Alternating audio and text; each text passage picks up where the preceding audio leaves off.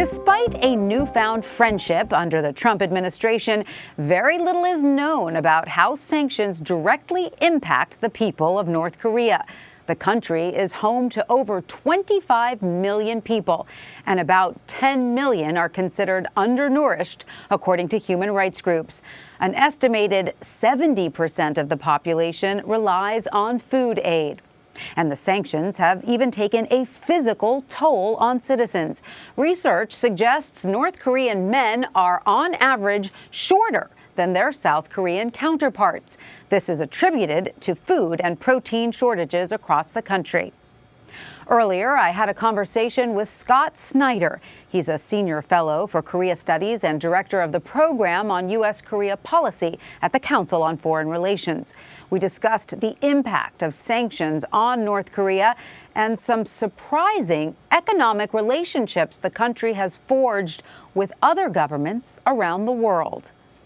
Scott, great to have you with us.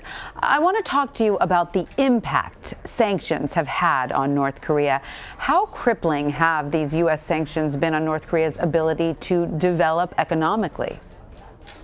Well, I think it's been mixed, and I would actually say that it's the UN sanctions resolutions that are having the more clear impact at this stage. And the reason why I say that is that UN Security Council resolutions last year essentially imposed a ban on North Korean coal exports, exports of fisheries and textiles. And it's very clear at the beginning of the year that one effect that had was to basically decrease the level of China-North Korea trade pretty dramatically. And some people argue that that is one of the effects that helped to get us back to negotiations with North Korea. So in terms of how the people of North Korea are affected by all of this, we hear how the citizens there are suffering from poverty, even hunger. So besides, the obvious economic and political repercussions, can you tell us more specifically how the sanctions have impacted the people inside North Korea? Well, sanctions essentially decreased the level of economic exchange in North Korea, and as a result, the people that are most likely to be hurt are people on the lower rungs of the economy.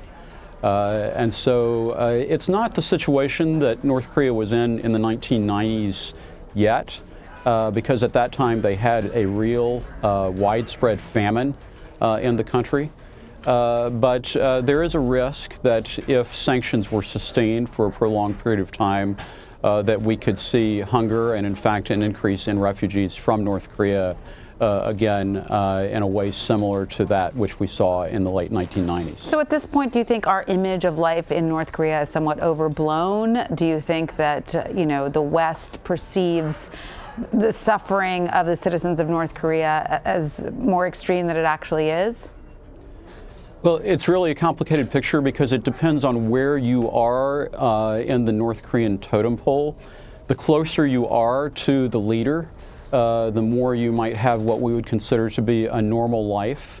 But if you are in the bottom rungs of North Korean society, then you probably have a pretty difficult life that possibly includes food shortages and a much more hardscrabble existence just to survive on a day-to-day basis. All right, so now, Scott, going back to our documentary, we saw examples of countries like Senegal who have economic relationships with North Korea despite heavy sanctions from the UN and from Western countries. So besides this seemingly prolific art market, do we have an idea of other avenues North Korea is exploring or has explored to circumvent these sanctions? Yes, North Korea has been a master of sanctions evasion and has developed a number of ways to get around even the most recent sanctions, including selling oil from ship to ship in the middle of the sea, delivering coal to Russian ports and then having it re-exported as Russian coal to China and to South Korea. And of course, they also use the international banking system by having front companies and front individuals stand in for them in trade that is really designed to go to North Korea. And is that also part of the strategy behind forging these relationships with those developing countries in Africa. It just gives them another outlet for trade that may be under the radar. Yes, in fact, the North Koreans have made an industry of essentially trading in Cold War era spare parts for military machinery, much of which might still be used in Africa and other developing countries. The North Koreans have become a prime provider of those kinds of spare parts as a way of making money on the edges of the international financial system. Fascinating side businesses going on here. So, Scott, we of course know that North Korea has a relationship with China, and it seems poised to get a little stronger now that the U.S. and China are in a trade war. So even if China does remain concerned about North Korea's nuclear ambitions, it does seem that North Korea's nuclear program is not quite the line in the sand for China the way it is for the U.S. Does that complicate matters for the U.S.? Yes, it does. The United States wants to keep China on side and focused on denuclearization. However, when the United States engages with North Korea, as President Trump did with Kim Jong-un in Singapore, the Chinese stop focusing on denuclearization and start focusing on stability and geopolitics. And with regard to geopolitics, their concern is that the U.S. would have dominant influence on the peninsula, which is right next to China.